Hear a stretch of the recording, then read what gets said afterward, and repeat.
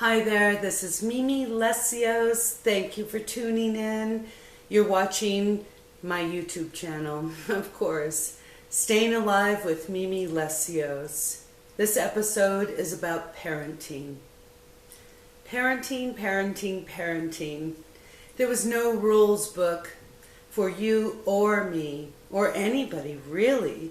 There may be some literature or some advice, but really, in real life, in real time, in your life with your baby and your children, there was no rules book.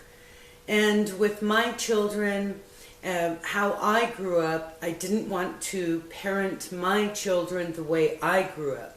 I grew up in a household where it was children were supposed to be seen and not heard. And that's not how I wanted to raise my kids, ever. I wanted to see them and hear them and listen to them. I wanted to experience new things with them, things that I didn't experience. You know, I grew up in a household, I was the baby of 5. I grew up in a single mom raising us all, and she didn't have much, and she went on a crazy wild spree after she got divorced from my dad. And, my brothers and sisters, they were in a gang, and there was a lot of drugs, and there was a lot of things going on in, my house growing up. And, sorry, those are my dogs barking. I hear them, do you? Anyway, I just didn't want to raise my kids in a way where they're just brushed off. And I was definitely brushed off as a kid. And the first thing my mom did was slap us or backhand us or hit us with something and, not hear us out. And I absolutely didn't want to have my children be raised where they were scared, where they were scared all the time to tell their parent anything. And how I raised my kids was kind of a funny way, not funny, but I watched a lot of television growing up. The Partridge Family, the Brady Bunch, the My Three Sons, or Leave It to Beaver, and, just some real wholesome shows that the parents showed that they cared, and they had dinner at night. And they talked about, how their day was. I never, ever had that. I never had anybody read to me or anybody help me with homework, or, it was just, I was supposed to be seen and not heard and not seeing too much. It was always go upstairs, go in your room, get out of here. So, I didn't want to treat my kids that way when I had children. I had twins, a boy and a girl, and it was later on in life. I was 34 years old when I first learned I was pregnant. It was kind of an accident. I was dating somebody and then got pregnant, and it takes 2 to tango, doesn't it? And So I learned I was pregnant. I learned there was twins. I learned there was a boy and a girl. I was 34, and absolutely I was not going to give them up. I was with a guy who wanted me to have an abortion, and he told me, "Oh boy, you're a brave girl." And yeah, I didn't know what he meant by that. But, after he left at 4.5 months pregnant, I was left alone and didn't know how to react, and didn't know which way to turn, and didn't know because we don't have the book on this, the book on parenting. And then when they came, it was me by myself raising them, all by myself. And there was a lot of crying, and there was a lot of them crying, me crying. There was a lot of throw up. There was a lot of crap, baby crap. And there was a lot of learning. I learned as I went every step of the way.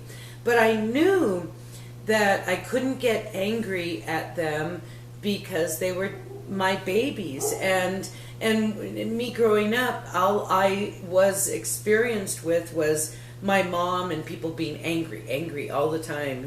Stop that, shut up, dude, get out of here, whack. I never wanted to treat them that way. So I learned, to sit down and listen to them and care for them and be, the kind of mother I saw on television. And I got all these nursery rhyme books and all this stuff that I didn't know as a kid. But I got as an adult, and I learned right along with them. As they were learning, I was learning. And I was becoming that child that I never was, the child that I wanted to be raised like, to be heard and to be seen, not the opposite, not to be seen and not to be heard. And I just think that raising them that way really helped them in life. It really, really helped them and their value. They're very, very, very, they're kids. They're not kids anymore. They're going to be 23. And they are absolutely confident. They are because I raised them, telling them good words and telling them good things and showing them goodness.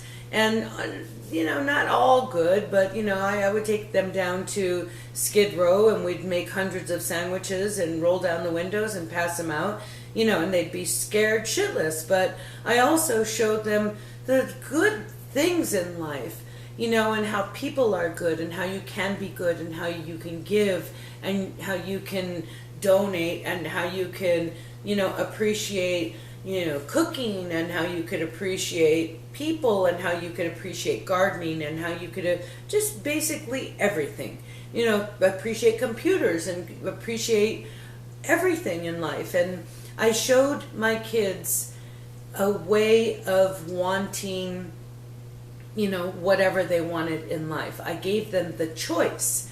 As they were growing up, I put them in, soccer and softball and my son football and my daughter cheerleading and they got into chess and they got into music and they got into playing an instrument and they got into just so many things, so many things that if they didn't like it, and dance and so many different things, if they didn't like it, then go through it and then throw it away. Or don't throw it away, but keep it in the back of your closet, in your self closet, and then always know that trait. And as a parent, I thought my kids would be into acting because I got them into acting and dancing and singing and blah, blah. But they didn't go that way. They went their own path. And I didn't force them to go into any path at all. But I gave them the choices of everything. Do you want to do sports? Do you want to do all kinds of different things? And then... even my son as a gamer, when he was small, I saw that as being a good thing because he was just gamer. You know how it is, parents, right? They can't get away from it. And that's how their head is. They don't want to go out. They just want to see this computer and the games and oh my God.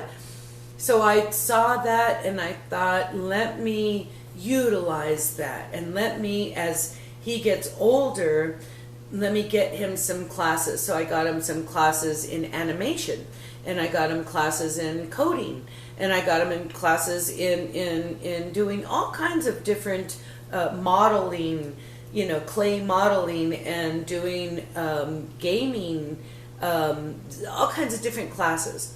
And then when he graduated from high school, he said, Mom, I really like doing coding and programming. So I literally took him into a vocational school where they only do coding and programming. and it's called Coding Dojo. Check that out. It's very, very good. And from there, he graduated from there and learned how to do all kinds of different coding, and that was several years of him teaching himself different programs. And then he got a job at Disney as their coder and programmer. He's been there for 2 years, and he's just turning 23. He just got a promotion. So there you go. And my daughter, she did all the dance and the singing and the acting and all that stuff. And she turned to journalism, which is amazing. In high school, she wanted, I got them both into photography. That's what I did. I handed them a really great 35 millimeter camera as they were, young and growing up. And then every vacation, we would all as a family be taking unbelievable pictures. And I would say, oh my God, look at that picture. Look at that angle. And they've got such a great eye. And so my daughter turned out to be, in high school, the editor of her yearbook, which was a great thing, and the photographer. And then now she is a journalist, just graduated with her bachelor's, and is working with ABC7 as an intern for a year now. And now she graduated with her bachelor's and is going on to a really great studio to be a journalist. And I'm just so proud of both of them, because I let them do what they wanted instead of what I wanted. I mean, yes, I wanted them to be, in the entertainment business. I thought they were going to do one thing, but they turned out to do amazing things because I let them grow into who they wanted to be. But I gave them so many choices, and that's how I wanted to parent them, is just to give them lots of choices, and lots of choices in food, lots of choices in their life, and lots of choices in everything. And that's how, you in life should have, is lots of choices. Choices are good. Thank you so much for listening to me. Thank you so much for letting me inspire you and letting me tell my story. And hopefully you'll learn from things that I've done and my story, and you'll adapt, a little here, a little there, and you'll be your best you.